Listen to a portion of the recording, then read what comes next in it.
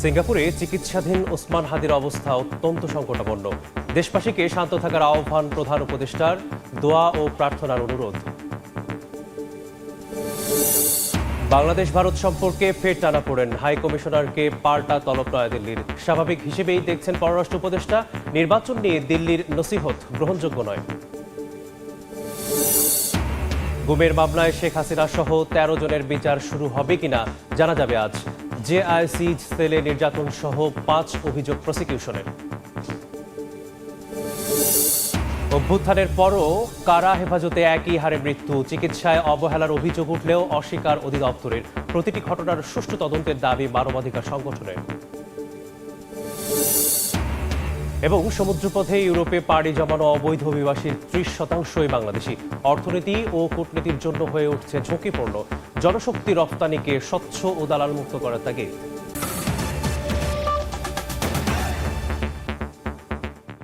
সময় সংবাদের সঙ্গে আছে আমি মেসবাহুল আলিফ। ওসমান হাদির অবস্থা অত্যন্ত সংকটাপন্ন। দেশবাসীকে শান্ত থাকার আহ্বান জানিয়েছেন প্রধান উপদেষ্টা। সিঙ্গাপুরে চিকিৎসাধীন ওসমান হাদিকে দেখতে গিয়েছিলেন দেশটির পররাষ্ট্রমন্ত্রী ডক্টর ভিভিয়ান বালাকৃষ্ণন। রাতে বালাকৃষ্ণন প্রধান উপদেষ্টা ডক্টর মোহাম্মদ ইউনুসকে ফোন করেন এবং হাদির চিকিৎসা কার্যক্রম সম্পর্কে অবহিত করেন। জানান হাদির অবস্থা অত্যন্ত সংকটাপন্ন।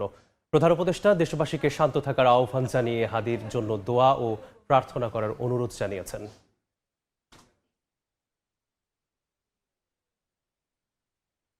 একদিনের ব্যবধানে বাংলাদেশের হাই কমিশনারকে পাল্টা তলব করল ভারত। বুধবার মোহাম্মদ রিয়াজ হামিদুল্লাহকে ডেকে নিরাপত্তা পরিস্থিতি নিয়ে উদ্বেগ জানায় নয়াদিল্লি। এই তলব অপ্রত্যাশিত নয় বলে মন্তব্য করেছেন পররাষ্ট্র উপদেষ্টা মোহাম্মদ তৌহিদ হোসেন। কয়েকদিনে দেশটির সঙ্গে ঢাকার নানা বিষয়ে মতপার্থক্য বেড়েছে বলেও জানান তিনি। বলেন, নির্বাচন নিয়ে ভারতের নসিহত গ্রহণযোগ্য নয়। ঢাকায় ভারতীয় হাই কমিশনারকে পররাষ্ট্র মন্ত্রণালয়ের তলবের একদিন পরেই দিল্লিতে তলব করা হলো বাংলাদেশের হাই কমিশনার মোহাম্মদ রিয়াজ হামিদুল্লাহকে। ঢাকায় ভারতীয় হাই কমিশনকে হুমকি এবং বাংলাদেশের রাজনৈতিক নেতাদের ভারত বিরোধী উস্কানিমূলক বক্তব্যের বিরুদ্ধে কূটনৈতিক প্রতিবাদ জানায় দেশটির পররাষ্ট্র মন্ত্রণালয়। এ বিষয়ে বুধবার পররাষ্ট্র মন্ত্রণালয়ে সাংবাদিকদের প্রশ্নের জবাবে উপদেষ্টা তৌহিদ হোসেন বলেন, এ তলব অপ্রত্যাশিত নয়। ভারতের সঙ্গে টানাপোড়েন রয়েছে জানিয়ে তিনি বলেন, এনসিপির মুখ্য সংগঠক হাসনাত আব্দুল্লাহর বক্তব্য সরকারের বক্তব্য নয়। দেশটির সঙ্গে সম্পর্ক আরো জটিল হচ্ছে কিনা এমন প্রশ্নের জবাবে তিনি বলেন, এটা বলা কঠিন। আমরা তাদের হাই কমিশনারকে ডেকেছি, এটা ব্যাপারে তাদের কিছু আমরা যা কিছু বলেছি এ নিয়ে তারা গ্রহণ করে, তাদের কিছু দ্বিমত আছে বিষয়ে। একইভাবে আমাদের হাই কমিশনারকেও তারা ডেকেছে। এটা খুব অপ্রত্যাশিত না, সাধারণত এটা ঘটে, একজনকে ডাকলে একজনকে ডাকা হয়। বাস্তবতাকে মেনে নেওয়াই ভালো যে আসলে তো ওই সরকারের শুরু থেকে আজকে পর্যন্ত টানাপোড়েন তো আছে ভারতের সাথে। ভারত সর্বশেষ প্রেস বিজ্ঞপ্তিতে বাংলাদেশের নির্বাচন নিয়ে নসিহত দিয়েছে উল্লেখ করে তৌহিদ হোসেন বলেন, এটা সম্পূর্ণ অগ্রহণযোগ্য। সর্বশেষ যে বক্তব্য তাদের এসে তাতে কিছু নসিহত করা হয়েছে আমাদের। এই নসিহত বাংলাদেশে নির্বাচন কেমন হবে এটা নিয়ে আমরা আমাদের প্রতিবেশীদের উপদেশ চাই। এখন ভারত আমাদেরকে এটা নিয়ে উপদেশ দিচ্ছে, এটা আমি সম্পূর্ণ অগ্রহণযোগ্য মনে করি। এই কারণে তখন কিন্তু এই যে নির্বাচনগুলি প্রহসনমূলক হয়েছে তখন তারা একটু শব্দ উচ্চারণ করে। এখন সামনে একটা ভালো নির্বাচনের দিকে আমরা যাচ্ছি, এই মুহূর্তে আমাদেরকে নসিহত করার তো কোনো প্রয়োজন নেই, আমরা জানি আমরা কি করব। ভারতের প্রধানমন্ত্রী নরেন্দ্র মোদীর টুইট বার্তার প্রতিক্রিয়ায় উপদেষ্টা জানান, মুক্তিযুদ্ধে বাংলাদেশের ভূমিকাকে খাটো করে দেখানোর চেষ্টা করে দেশটি। দিল্লি শেখ হাসিনাকে থামাতে না চাইলে ঢাকা তাকে থামাতে পারবে না বলেও মনে করেন তৌহিদ হোসেন। ভারত যদি তাকে থামাতে না চায় আমরা থামাতে পারবো না, এটা আমাদেরকে মেনে বুঝে নিতে হবে। আমাদের বাংলাদেশ কোনো বিচ্ছিন্নতাবাদীদেরকে আমাদের ভূমিকা আশ্রয় দেব, অবশ্যই এটা সরকার করবে না। শাতিলা শারমিন, সময় সংবাদ, ঢাকা। জেআইসি সেলে গুমের মামলায় শেখ হাসিনা সহ ১৩ জনের বিচার শুরু হবে কিনা জানা যাবে আজ। আন্তর্জাতিক অপরাধ ট্রাইব্যুনাল ১-এ তাদের বিরুদ্ধে অভিযোগ গঠনের আদেশের দিন ধার্য রয়েছে। গত ৭ ডিসেম্বর বিচার শুরুর আবেদন জানিয়ে শুনানি শেষ করে প্রসিকিউশন। মামলায় আসামিদের বিরুদ্ধে সুনির্দিষ্ট ৫টি অভিযোগ আনা হয়। শুনানিতে রাষ্ট্রপক্ষ বলেন, জেআইসি সেলের শত শত মানুষকে বন্দী করে নির্যাতন করা হয়েছে। আব্দুল্লাহিল আমান আজমি, মাইকেল চাকমা সহ ২৬ জন নির্যাতনের পর মুক্তি পান। গুমের নির্দেশনা দিতেন শেখ হাসিনা, তা সেনা কর্মকর্তাদের দিয়ে বাস্তবায়ন করতেন তারিক আহমেদ সিদ্দিক। পরে শেখ হাসিনা সহ বাকি আসামিদের অভিযোগ থেকে অব্যাহতি চেয়ে শুনানি করেন তাদের আইনজীবীরা। এ মামলায় শেখ হাসিনা, তারিক সিদ্দিক ছাড়াও ডিজিএফআই এর সাবেক ৫ মহাপরিচালক ও ৫ পরিচালক ও একজন সাবেক লেফটেন্যান্ট কর্নেল আসামি। মামলায় এখন পর্যন্ত ৩ জন গ্রেপ্তার রয়েছেন। এদিকে চানখারপুলের ৬ জনকে হত্যায় ডিএমপির সাবেক কমিশনার হাবিবুর রহমান সহ ৮ জনের বিরুদ্ধে দ্বিতীয় দিনের যুক্তিতর্ক উপস্থাপন আজ।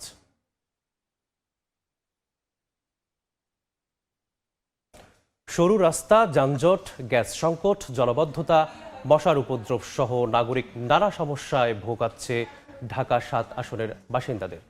আসনটিতে এবার মূল প্রতিদ্বন্দ্বিতায় থাকা বিএনপি ও জামায়াত দুই দলের প্রার্থী ভোটে লড়ছেন প্রথমবারের মতো।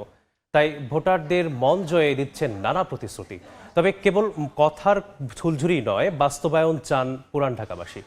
শাহনওয়াজ সোহাগ ও SM সালাউদ্দিনের ছবিতে ফারুক ভৈরবিনের রিপোর্ট।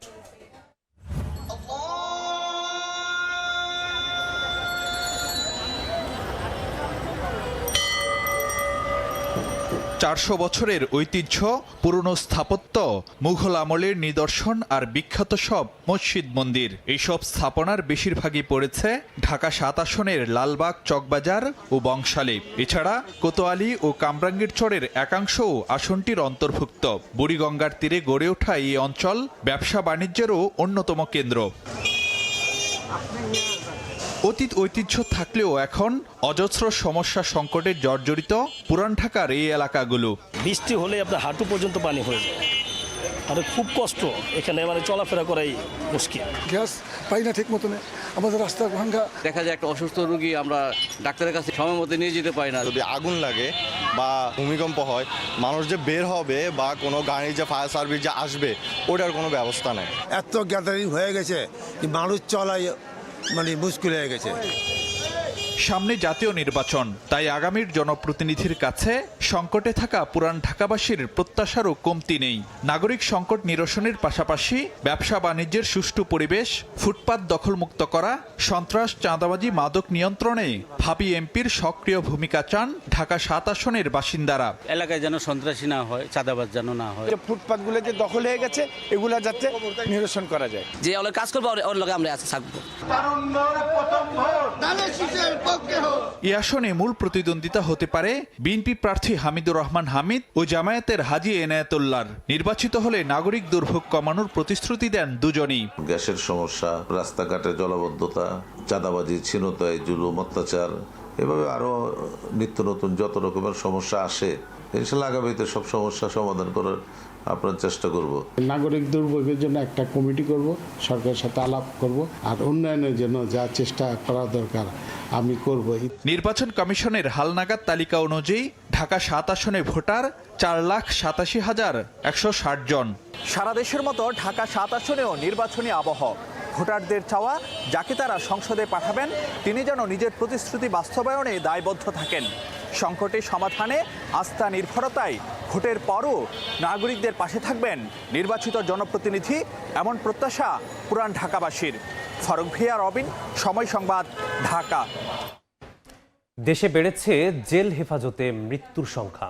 পরিসংখ্যান বলছে ২৪-এর গণ অভ্যুত্থানের আগে গড়ে প্রতি বছর যে পরিমাণ মানুষ কারা হেফাজতে মারা যেতেন, অভ্যুত্থানের পরও সেই সংখ্যা অনেকটা একই। আইন ও সালিশ কেন্দ্রের তথ্য বলছে গণ অভ্যুত্থানের পর ১৫ মাসে কারা হেফাজতে মারা গেছেন ১১২ জন। বেশিরভাগের পরিবারের অভিযোগ, চিকিৎসায় অবহেলায় মারা গেছেন তাদের স্বজনরা। তবে ঢাকা মেডিকেল ও কারা অধিদপ্তরের দাবি, অবহেলার কোনো সুযোগ নেই। হেফাজতে মৃত্যু মানবাধিকারের লঙ্ঘন জানিয়ে প্রতিটি ঘটনার সুষ্ঠু তদন্তের দাবি বিভিন্ন সংগঠনের। মাসুদুর রহমানের রিপোর্ট।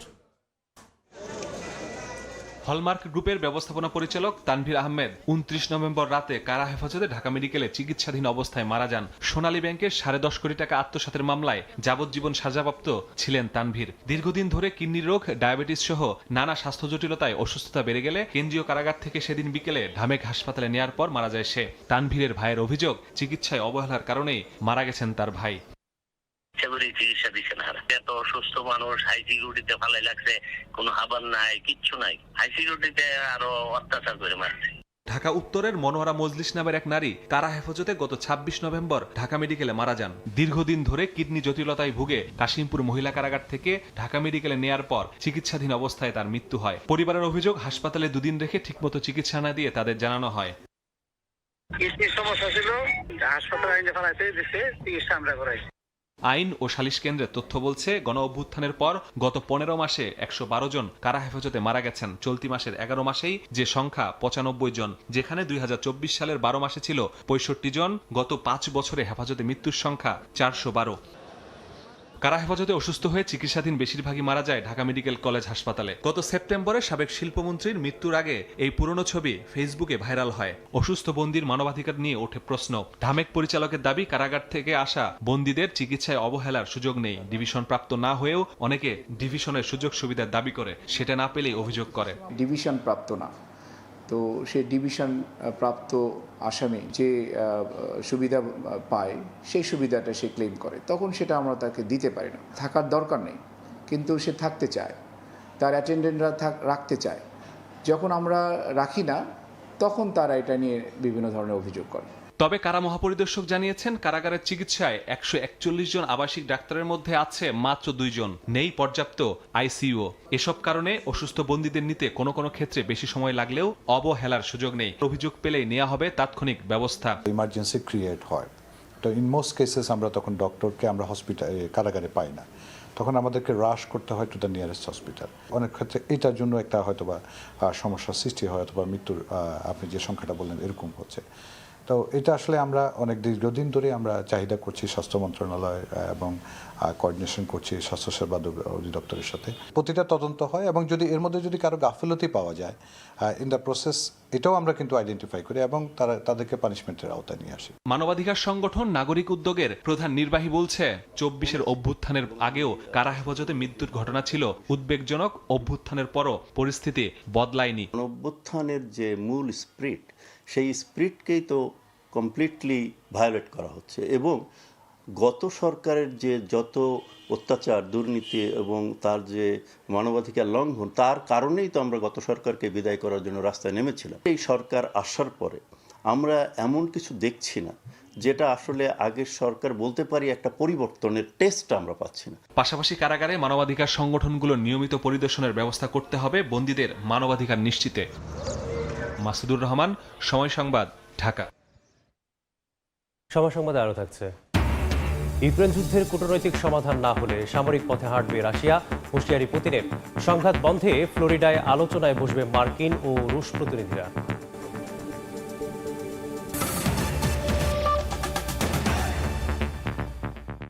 ভালো জীবনের আশায় প্রতি বছর বিদেশে পাড়ি জমাতে চান হাজারো বাংলাদেশি, কিন্তু বৈধ পথের পরিবর্তে অবৈধ অভিবাসনের ফাঁদে পড়ে প্রতি বছরই মানুষ হারায় জীবন, হারায় সর্বস্ব। সমুদ্রপথে ইউরোপে পাড়ি জমানো মোট অবৈধ অভিবাসীর 30% বাংলাদেশি। বিশেষজ্ঞরা বলছেন, অবৈধ অভিবাসন শুধু ব্যক্তিগত ট্র্যাজেডিই নয়, দেশের অর্থনীতি ও কূটনীতির জন্য হয়ে উঠছে ঝুঁকিপূর্ণ। দিন মোহাম্মদ সাব্বিরের রিপোর্ট। দালালের আশ্বাস আর স্বপ্নের মোড়কে সমুদ্রপথে ঝুঁকিপূর্ণ যাত্রা। এই নৌকাগুলো শুধু মানুষ বহন করে না, বহন করে অনিশ্চয়তা আর মৃত্যুর সম্ভাবনা। অবৈধ উপায়ে প্রবাসে গিয়ে ভাগ্যের চাকা ঘোরাতে গিয়ে থমকে যায় জীবন, নিঃস্ব হয় বহু পরিবার ও ভিটেমাটি। কারো স্বপ্নবন্দী হয় কফিনে, বিদেশের মাটি না ছুঁয়েই দেশে ফেরে নিথর দেহ। বিমানবন্দরে স্বজনদের কান্না আর আহাজারি যেন প্রশ্ন তোলে এই মৃত্যুর দায় কার। হিসেব বলছে, সমুদ্রপথে অবৈধ উপায়ে ইউরোপে পাড়ি জমানো অভিবাসীর সংখ্যায় পুরো বিশ্বকে পেছনে ফেলে শীর্ষে বাংলাদেশ। মোট অবৈধ অভিবাসীর 30%ই বাংলাদেশি। কোনো মতে পৌঁছাতে পারলেও শেষ রক্ষা হয় না অনেকেরই। ভুয়া কাগজপত্র কিংবা ভিসা জটিলতায় প্রতি বছর ভিনদেশে কারাবন্দী হয় অসংখ্য বাংলাদেশি। ভাগ্য অনুকূলে থাকলেও সামাজিক অপমান, ভাঙা স্বপ্ন আর তীব্র হতাশাকে সঙ্গে নিয়েই দেশে ফেরেন তারা। নির্মম নির্যাতনের চিহ্ন বয়ে বেড়ান আজীবন। আবার বৈধ কাগজপত্র থাকলেও অদক্ষতার কারণে শূন্য হাতে অনেককে দেশে ফিরতে হয় জানিয়ে অভিবাসন বিশেষজ্ঞরা বলছেন, যখন অভিবাসন প্রক্রিয়ার পথ অবৈধ হয় তখন শুধু মানবিক সংকটই নয়, তা রাষ্ট্রীয় ভাবমূর্তি নিয়েও প্রশ্ন তোলে। সব সরকার আমলে এই উন্নয়নের গল্প, তা আপনি যদি এতই উন্নয়ন করেন, আপনার দেশের লোকজন সারা পৃথিবীর মধ্যে প্রথম কেন সাগর পথ পাড়ি দিয়ে ইউরোপে যাওয়ার জন্য? তার মানে কোথাও এই উন্নয়নের গল্পের সংকটটা রয়েছে। এবং এই লাভগুলো যখন বিদেশে যায়, সে যেহেতু অনিয়মিত থাকে, অবৈধ থাকে, কাগজপত্র ঠিক থাকে না, সে কিন্তু আয় করলে বৈধভাবে দেশে টাকা পাঠাতে পারে না। অবৈধভাবে গিয়ে যে সে যে কাজ পাচ্ছে তাও না, তাকে অনেক স্ট্রাগল করতে হচ্ছে। আবার বৈধ পথে যারা যাচ্ছে গিয়ে দেখা যায় তাদের ওই কোনো কোম্পানি নাই, তার মানে গেছে কিন্তু বৈধ পথে, কিন্তু বৈধ পথে গিয়ে যে প্রমিসটা করা হয়েছিল যে কাজটা সে পাবে, যে সেটা তাকে দেওয়া হয় না, এবং যার কারণে কি হচ্ছে, সে তার ভালনারেবল শিকার হচ্ছে। তরুণদের দক্ষতা বৃদ্ধি ও বৈধ অভিবাসনের পথ সহজ না করলে বিদেশে বাংলাদেশের শ্রমবাজার সংকুচিত হতে পারে বলে আশঙ্কা বিশেষজ্ঞদের। অদক্ষ শ্রমিককেও তারা দক্ষ হিসাবে দেখতে চাচ্ছে, অ্যাটলিস্ট যেন তারা ল্যাঙ্গুয়েজটা জানে। দিন মোহাম্মদ সাব্বির, সময় সংবাদ, ঢাকা। ট্রাম্প প্রশাসনের ট্যারিফ জটিলতা সত্ত্বেও যুক্তরাষ্ট্রের বাজারে তৈরি পোশাক রপ্তানি বাড়িয়েছেন বাংলাদেশের ব্যবসায়ীরা। চলতি অর্থ বছরের 5 মাসে 3% প্রবৃদ্ধি হিসাবে রপ্তানি হয়েছে $3.5 বিলিয়ন মার্কিন ডলারের পণ্য। যুক্তরাজ্য কানাডায় সমান তালে রপ্তানি বাড়ালেও চীন ভারতের আধিপত্যে পিছিয়ে পড়ছে ইউরোপের পাশাপাশি অপ্রচলিত বাজারে। শাখাত ত্রিপুর ক্যামেরায় আরও জানাচ্ছেন কমল দে।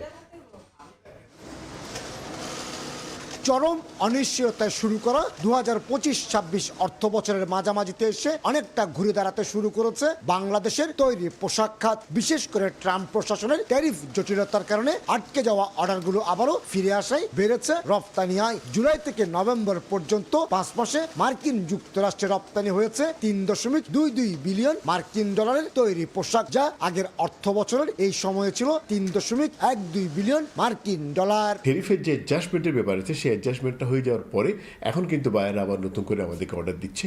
আমরা আশা করতেছি পরবর্তী প্রান্তে গিয়ে এটা আরও বৃদ্ধি পাবে। যে বিভিন্ন ট্যারিফগুলি কমিয়ে দেওয়া, বিভিন্ন জায়গায় যে আমাদের খরচ বেড়ে যাচ্ছে সেগুলিকে কমানোর ব্যবস্থা করা, সব কিছু মিলিয়ে যে প্রতিযোগিতা টিকে থাকার জন্য অবস্থার পরিপ্রেক্ষিতে অবস্থাজনক যেটা প্রয়োজন সেটা করা। মার্কিন যুক্তরাষ্ট্রের বাজারে বাংলাদেশের প্রবৃদ্ধি হলো চীন ভারতের আধিপত্যের কারণে ইউরোপের বাজারে রপ্তানি আয় কিছুটা কমে গেছে। ইউরোপীয় ইউনিয়নভুক্ত 27টি দেশে 2024-25 অর্থ বছরের প্রথম 5 মাসে $7.91 বিলিয়ন মার্কিন ডলারের বিপরীতে চলতি অর্থ বছরে রপ্তানি হয়েছে $7.83 বিলিয়ন মার্কিন ডলারের পণ্য। একই সঙ্গে দক্ষিণ কোরিয়া, জাপান, রাশিয়া, তুরস্ক এবং মধ্যপ্রাচ্যের দেশগুলোর মতো অপ্রচলিত বাজারও বাংলাদেশ পিছিয়ে পড়ছে। অপ্রচলিত মার্কেট যেটা আমরা লাস্ট ইয়ারে 16% পর্যন্ত আমাদের গ্রোথ ছিল, সেটা এখন কমে আবার 10-এর মধ্যে চলে আসছে। তদ্রূপ ইউরোপও কিন্তু ওরা এক্সপোর্টটা, আমাদের মার্কেটটা ওরা এখন ধরে নিচ্ছে, যা আপনার ইন্ডিয়া এবং চায়না, কারণ ওরা অনেক বড় এক্সপোর্টার, এবং ওরা যদি আমাদের এই পার্সেন্টেজ থেকে যদি ঢুকে যায় তাহলে অবভিয়াসলি আমাদেরটা কমে আসবে, এবং ওরা প্রাইসিং ও কম্পিটিশন আমাদের থেকে অনেকাংশে কম, কারণ আমরা দেখবেন ওদের সাথে প্রাইসিং আমরা পারি না। এদিকে যুক্তরাজ্যের বাজারে 3% প্রবৃদ্ধি হিসেবে $1.84 বিলিয়ন এবং 6.51 প্রবৃদ্ধিতে কানাডায় $554 মিলিয়ন মার্কিন ডলারের পণ্য রপ্তানি আয় বাড়িয়েছেন বাংলাদেশের গার্মেন্টস ব্যবসায়ীরা। তবে কিছু ক্ষেত্রে শুল্ক হার বেশি হওয়ার কারণে ভারত, চীন, ভিয়েতনামের মতো প্রতিযোগী দেশগুলোর সঙ্গে টিকে থাকা কঠিন হয়ে উঠছে বলে মত এই বিজিএমইএ নেতার। এমনকি অনেক বিদেশি ক্রেতা প্রতিষ্ঠান কম মূল্যে তৈরি পোশাক কেনার চেষ্টা করছেন বলে অভিযোগ তাদের। আমেরিকাতে ট্যারিফ আসছে, ইউরোপে তারা কিন্তু আমাদেরকে প্রাইস কম দেওয়ার জন্য তাদের চাপাচাপি চলছেন। তো এই জায়গায় আমাদেরকে ওভারকাম করতে গেলে আমাদের এখানে আমাদের পারিপার্শ্বিক যত কস্ট আছে এই কস্টগুলোকে আমাদেরকে মিনিমাইজ করে সরকারের অনেক পলিসিগত সাপোর্ট আমাদের দরকার। 2024-25 অর্থ বছরে তৈরি পোশাক খাতে বাংলাদেশের $39.34 বিলিয়ন মার্কিন ডলার রপ্তানি আয়ের মধ্যে একক দেশ হিসেবে যুক্তরাষ্ট্রে রপ্তানি হয়েছে $7.54 বিলিয়ন মার্কিন ডলারের তৈরি পোশাক। অবশ্য যুক্তরাষ্ট্রে বাংলাদেশ থেকে আমদানি করা পণ্যে 20% হারে শুল্ক আদায় করা হয়। চীন এবং ভারতের ক্ষেত্রে তা আরও অনেক বেশি।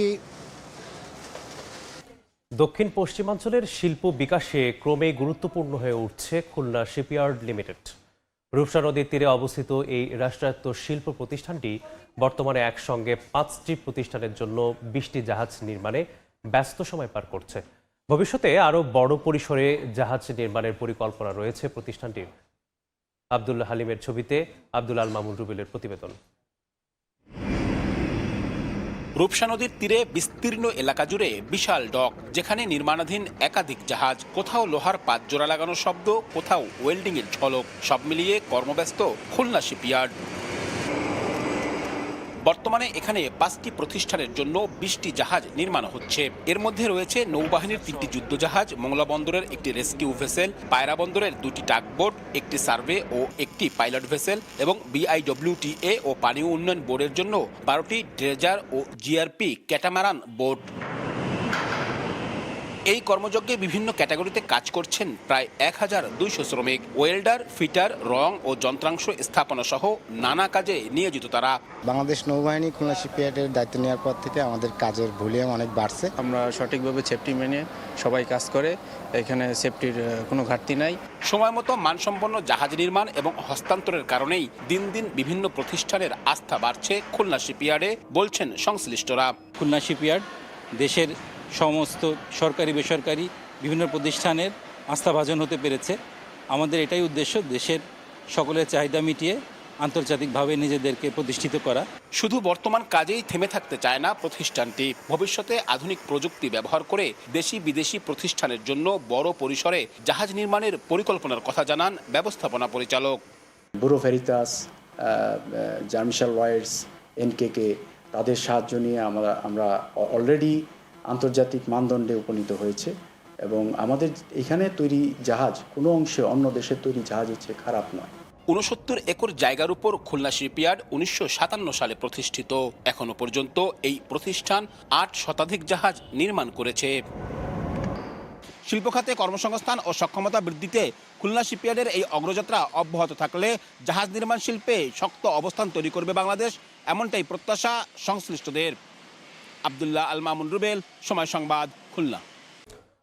অপারেটরের অভাবে কুষ্টিয়া বেসিক সেন্টারে অলস পড়ে আছে কোটি টাকার কাপড় প্রক্রিয়াজাতকরণের মেশিন। এতে উৎপাদন খরচ বৃদ্ধি পেয়েছে বলে দাবি টেক্সটাইল মিল মালিক ও প্রান্তিক তাঁতিদের। দ্রুত সময়ের মধ্যে সমাধানের আশ্বাস কর্তৃপক্ষের। বাবুল হোসেনের ক্যামেরায় SM রাশেদের রিপোর্ট। 1958 সালে 4 জেলা তাঁতিদের উন্নত কাপড় তৈরির জন্য কুষ্টিয়ার কোমার্কেটে নির্মাণ করা হয় বেসিক সেন্টার। ইংল্যান্ড ও জার্মানি থেকে আনা হয় দরকারি মেশিনারিজ। যদিও 2000 সাল থেকে অকেজো হয়ে পড়ে মেশিনগুলো। 2020-21 অর্থ বছরে সেন্টারটি আধুনিকায়নের জন্য আরও 34 কোটি টাকা বরাদ্দ দেয় বাংলাদেশ তাঁত বোর্ড। তা দিয়ে আধুনিক dyeing, rolling, washing, calendar machine স্থাপন করা হয়। তবে অপারেটরের অভাবে কোনো কাজে আসছে না আধুনিক মেশিনগুলো। দ্রুত এসব মেশিন চালুর দাবি জানিয়েছেন জেলা টেক্সটাইল মিল মালিক ও প্রান্তিক তাঁতিরা। মেশিনারিগুলো এইখানে যে সময়ে বা যত দ্রুত স্থাপন হওয়ার দরকার ছিল সেটা আসলে এখনো হয়নি। এটা যদি আপনার চালু হয় তাহলে আমাদের ঢাকা থেকে ডাইংটা করতে হবে না, আমরা এখানেই করতে পারবো, যার কারণে আমাদের খরচগুলো অনেক কমে আসবে। আমরা চাই অতি দ্রুত এই প্রশিক্ষণের মাধ্যমে এবং প্রচারের মাধ্যমে এগুলো চালু হোক। আধুনিক মেশিন দিয়ে পরীক্ষামূলক কার্যক্রম চালানো হচ্ছে বলে জানিয়েছে বেসিক সেন্টার কর্তৃপক্ষ। খুলনা শিপইয়ার্ড কোম্পানি যদি আমাদেরকে এটা করে দিয়ে আমাদের হ্যান্ডওভার দেয় 2-1 মাসের ভিতরে, আমরা চেষ্টা করছি আর কি যত দ্রুত সম্ভব যদি দেয়, তাহলে এই এলাকার তাঁতিরা আবার নতুন করে তাঁত শিল্পে আসবে। তাঁত বোর্ডের কুষ্টিয়া সেন্টারের তথ্য মতে জেলায় নিবন্ধিত প্রাথমিক 160টি তাঁতি সমিতি রয়েছে। SM রাশেদ, সময় সংবাদ, কুষ্টিয়া। খুলনা বিশ্ববিদ্যালয়ে শুরু হয়েছে স্নাতক প্রথম বর্ষের ভর্তি পরীক্ষা। এবার 4টি ইউনিটে 1109টি আসনের বিপরীতে অংশ নেবেন 1,08,266 জন পরীক্ষার্থী। এ মুহূর্তে ক্যাম্পাসে আছেন সহকর্মী তানজিম আহমেদ। সরাসরি যাচ্ছি তার কাছে। খুলনা বিশ্ববিদ্যালয়ে 2 দিনব্যাপী যে ভর্তিযুদ্ধ শুরু হয়েছে সেটি আসলে ঠিক 10:30 প্রথম দিনের ডি ইউনিটে যে ভর্তি পরীক্ষা সেটি শুরু হয়েছে। অর্থাৎ খুলনা বিশ্ববিদ্যালয়ে মোট 2 দিনে 1109টি আসনের বিপরীতে ভর্তিযুদ্ধে নামবেন আসলে 1,08,266 জন শিক্ষার্থী। একই সাথে আজকের দিনে ডি ইউনিটে যে ব্যবস্থাপনা ও ব্যবসায় প্রশাসন স্কুলের পরীক্ষা সেখানে 3,603 জন পরীক্ষার্থী অংশ নেওয়ার কথা রয়েছে এবং এটি আসলে 2টি কেন্দ্রে, একটি অর্ধেক শিক্ষার্থী খুলনা বিশ্ববিদ্যালয়ের নিজস্ব ক্যাম্পাস এখানে অর্ধেক শিক্ষার্থী ঢাকা কেন্দ্রে পরীক্ষা দিবেন। একই সাথে জানিয়ে রাখতে চাই যে দুপুর 2টা থেকে বিকাল 3টা 30 পর্যন্ত সি ইউনিটের ভর্তি পরীক্ষা অনুষ্ঠিত হবে। সেখানে কলা ও মানবিক, সামাজিক বিজ্ঞান, আইন, শিক্ষা এবং চারুকলা স্কুল নিয়ে গঠিত এই ইউনিটের পরীক্ষা একই সাথে কিন্তু খুলনা, ঢাকা, রাজশাহী ও চট্টগ্রাম কেন্দ্রে অনুষ্ঠিত হবে। এখানে আসলে 36,734 জন পরীক্ষার্থীর অংশ নেওয়ার কথা রয়েছে এবং আগামীকালের কথা যদি জানিয়ে রাখতে চাই, সেখানে সকাল 10টা থেকে বেলা 11:30 পর্যন্ত এই ইউনিটের বিজ্ঞান, প্রকৌশল ও প্রযুক্তিবিদ্যা স্কুলের ভর্তি পরীক্ষা সেই সময় অনুষ্ঠিত হবে। একই দিন আসলে 11:40 থেকে দুপুর 12:40 পর্যন্ত স্থাপত্য স্কুলে আবেদনকারীরা ড্রয়িং পরীক্ষা নেওয়া হবে বলে আমাদেরকে বিশ্ববিদ্যালয়ের কর্তৃপক্ষ জানিয়েছে। এই সব ইউনিটের পরীক্ষা কিন্তু আসলে খুলনা, ঢাকা, রাজশাহী, চট্টগ্রাম কেন্দ্রে অনুষ্ঠিত হবে। এই পরীক্ষাগুলো, এই যে পরীক্ষা, সেখানে 38,961 জন পরীক্ষার্থী অংশ নেওয়ার কথা রয়েছে। আমরা সকাল থেকেই দেখেছি যে পরীক্ষার্থীরা, ডি ইউনিটের যারা পরীক্ষার্থীরা, তারা আসতে শুরু করেন এবং তারা আসলে সময়ের সাথে ঠিক 9:30 9:30টার সময় গেট খুলে দেওয়া হয়, শিক্ষার্থীরা তাদের কেন্দ্রে চলে যান। একই সাথে বিশ্ববিদ্যালয় প্রশাসনের পক্ষ থেকে আমাদেরকে জানানো হয়েছে নিশ্চিতভাবে আসলে পরীক্ষার জন্য অনুষ্ঠিত হতে পারে সেজন্য সার্বিক যে নিরাপত্তা ব্যবস্থা সেটিও আসলে এখানে নেওয়া হয়েছে এবং সেই নিরাপত্তার অংশ হিসেবে আমরা এখানে পুলিশ সদস্য এবং যারা বিভিন্ন আইন শৃঙ্খলা সদস্যদের দেখেছি এবং বিশ্ববিদ্যালয় প্রশাসন বলছে যে 2 দিনের এই পরীক্ষা শেষে যারা আসলে খুলনা বিশ্ববিদ্যালয় পরীক্ষায় কৃতকার্য হবেন তারা এখানে আসলে ভর্তির সুযোগ পাবেন। তো খুলনা বিশ্ববিদ্যালয়ে যে 2 দিনব্যাপী ভর্তি যুদ্ধ শুরু হওয়ার খবর আমার কাছে এই ছিল সর্বশেষ। যুক্ত ছিলাম খুলনা বিশ্ববিদ্যালয়ের সামনে থেকে। রাশিয়ার বিরুদ্ধে যুদ্ধের প্রস্তুতিকে পশ্চিমাদের পাগলামি হিসেবে আখ্যা দিয়েছেন রুশ প্রেসিডেন্ট ভ্লাদিমির পুতিন। তিনি স্পষ্ট জানিয়ে দিয়েছেন, ইউক্রেন যুদ্ধে যদি কূটনৈতিক সমাধান না আসে তবে সামরিক পথেই লক্ষ্য পূরণ করা হবে। অন্যদিকে ইউক্রেনের প্রেসিডেন্ট জেলেনস্কির মতে ইউরোপীয় নেতাদের এমন সিদ্ধান্ত নিতে হবে যাতে রাশিয়া বুঝে যায় আগামী বছর যুদ্ধেও চালিয়ে যাওয়ার কোনো অর্থ নেই। ইউরোপীয় নেতারা প্রায় দাবি করেন যে ইউক্রেনের পাশাপাশি ইউরোপের অন্যান্য দেশেও রাশিয়া যে কোনো সময় হামলা করতে পারে। এবার এ দাবির কড়া ভাষায় জবাব দিয়েছেন রুশ প্রেসিডেন্ট ভ্লাদিমির পুতিন। রাশিয়ার সঙ্গে যুদ্ধের প্রস্তুতি নেয়ার বিষয়ে পশ্চিমাদের আহ্বানকে হাস্যকর ও মিথ্যা বলে কটাক্ষ করেন তিনি। প্রতিরক্ষা মন্ত্রণালয়ের উচ্চ পর্যায়ের এক বৈঠকে পুতিন দাবি করেন, মস্কো কূটনীতির মাধ্যমে যুদ্ধের মূল সমস্যার সমাধান করতে চায়। তার ধারণা, যুক্তরাষ্ট্র ইউক্রেন ইস্যুতে শান্তি আলোচনায় প্রস্তুত রয়েছে। তবে তিনি এও হুঁশিয়ারি দিয়ে বলেন, ইউক্রেন যুদ্ধে কূটনীতির মধ্য দিয়ে সমাধান না আসলে সামরিক পথে লক্ষ্য পূরণ করা হবে। রুশ প্রেসিডেন্ট আরও দাবি করেন, গেল 1 বছরে ইউক্রেনের প্রায় 300টি এলাকা দখলে নিয়েছে রাশিয়া। পরিস্থিতি যতই কঠিন হোক, শেষ মুহূর্ত পর্যন্ত কূটনৈতিক সমাধানের পথ খুঁজে এসেছে রাশিয়া। তবে সেই সুযোগগুলো কাজে লাগানো হয়নি, আর এর সম্পূর্ণ দায় ইউরোপীয়দের। তারা ভেবেছিল শক্তি প্রদর্শনের মাধ্যমে আমাদের সঙ্গে কথা বলা যাবে। আজও আমরা যুক্তরাষ্ট্র ও ইউরোপীয় দেশগুলোর সঙ্গে পারস্পরিক লাভজনক ও সমান ভিত্তির সহযোগিতার পক্ষে আছি। এর মধ্যে ক্রেমলিন মুখপাত্র দিমিত্রি পেসকভ জানিয়েছেন, যুক্তরাষ্ট্র, ইউরোপীয় ইউনিয়ন ও ইউক্রেনের মধ্যে চলমান আলোচনার ফল দেখেই বোঝা যাবে ইউক্রেনের প্রেসিডেন্ট সত্যি শান্তি চান কিনা। এদিকে স্থানীয় সময় বুধবার এক ভিডিও বার্তায় ইউক্রেনের প্রেসিডেন্ট ভলোদিমির জেলেনস্কি ইউরোপীয় মিত্রদের কিয়েভের পাশে শক্তভাবে দাঁড়ানোর আহ্বান জানান। তার ভাষায়, ইউরোপীয় নেতাদের এমন সিদ্ধান্ত নিতে হবে যাতে রাশিয়া বুঝে যায় আগামী বছর যুদ্ধ চালিয়ে যাওয়ার কোনো অর্থ নেই। ইউক্রেন যুদ্ধের অর্থায়ন নিয়ে বড় সিদ্ধান্তের পথে ইউরোপীয় ইউনিয়ন। ইউরোপে জব্দ করা রাশিয়ার কেন্দ্রীয় ব্যাংকের প্রায় 21,000 কোটি ইউরো ব্যবহার করে ইউক্রেনকে সহায়তার প্রস্তাব নিয়ে আলোচনা করা হচ্ছে। যদিও বেলজিয়াম, ইতালি ও কয়েকটি দেশ আইনি জটিলতা নিয়ে আপত্তি তুলেছে। ইউরোপীয় কমিশনের প্রধান জানান, আগামী 2 বছরের জন্য ইউক্রেনকে অর্থায়নের সিদ্ধান্ত নিতে হবে। এর মধ্যে ইউরোপীয় পার্লামেন্টে 2027 সালের মধ্যে রাশিয়ার গ্যাস আমদানি পুরোপুরি বন্ধের পরিকল্পনা অনুমোদন দিয়েছে। একই সঙ্গে রুশ তেল আমদানিও ধাপে ধাপে বন্ধের প্রস্তুতি নিচ্ছে ইইউ। মালিহা সুহরওয়ার্দী, সময় সংবাদ। মার্কিন প্রেসিডেন্ট ডোনাল্ড ট্রাম্পের দায়ের করা মানহানি ও $1,000 কোটি ক্ষতিপূরণ মামলার বিরুদ্ধে আইনি লড়াই চালিয়ে যাওয়ার ঘোষণা দিয়েছে ব্রিটিশ সংবাদ মাধ্যম বিবিসি। বার্তা সংস্থা এএফপিকে দেয়া এক সাক্ষাৎকারে এ তথ্য নিশ্চিত করেন বিবিসির এক মুখপাত্র। তবে এ বিষয়ে বিস্তারিত কথা বলতে অস্বীকৃতি জানান তিনি। মিয়ামির ফেডারেল আদালতে করা মামলায় ট্রাম্পের অভিযোগ, বিবিসির তথ্যচিত্রে তার 2021 সালের ভাষণের 2টি আলাদা অংশ জোড়া লাগিয়ে এমনভাবে দেখানো হয়েছে যেন তিনি সরাসরি সমর্থকদের ক্যাপিটলে হামলার আহ্বান জানাচ্ছেন। যদিও ভুল স্বীকার করে সংস্থাটির চেয়ারম্যান ট্রাম্পের কাছে ক্ষমা চেয়ে চিঠি পাঠিয়েছেন। খেলার খবর। ফিফা ইন্টারকন্টিনেন্টাল কাপের শিরোপা জিতল পিএসজি। গোলরক্ষক মাদভেই সাফোনোভের বিরুদ্ধে ফ্লামেঙ্গোকে পেনাল্টি আউটশুটে হারিয়ে এক মৌসুমে 6ষ্ঠ শিরোপা ঘরে তুলল লুই এনরিকের দল। কাতারের দোহায় ম্যাচের শুরু থেকে ফ্লামেঙ্গোর উপর আধিপত্যে বিস্তারের চেষ্টা করছে পিএসজি, তবে গোলের দেখা মেলেনি ইউসিএল চ্যাম্পিয়নদের। 38 মিনিটে খিচা কাভারেস্কায়ার গোলে লিড নেয় পিএসজি, তবে 62 মিনিটে মার্কেনিউসের ফাউলের সুবাদে পেনাল্টি পায় ফ্লামেঙ্গো। সে সুযোগে গোল করেন ইতালিয়ান মিডফিল্ডার জর্জিনহো। নির্ধারিত সময়ের পর অতিরিক্ত সময়ে 1-1 গোলের সমতায় শেষ হয় ম্যাচ, ফলে ম্যাচ গড়ায় টাইব্রেকারে। সেখানে পরপর 4টি শট ঠেকিয়ে পিএসজির নায়ক বনে যান রুশ গোলরক্ষক সাফোনভ। শেষ পর্যন্ত 2-1 গোলের জয়ে শিরোপার উল্লাসে মাতে পিএসজি।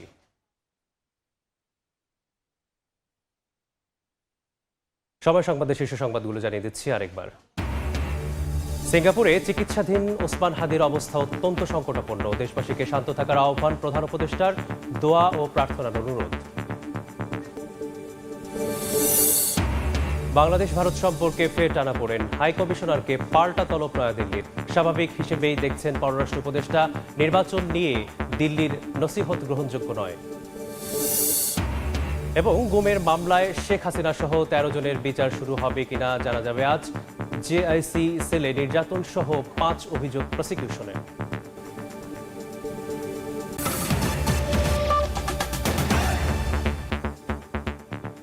এই ছিল সকাল 10টার সময় সংবাদে। এ সময়ের বাণিজ্যের সঙ্গে থাকবেন কাজল আব্দুল্লাহ। ধন্যবাদ আলিফ। এ সময় বাণিজ্য নিয়ে আসছে কিছুক্ষণ পরে, সঙ্গে থাকুন সময়ের।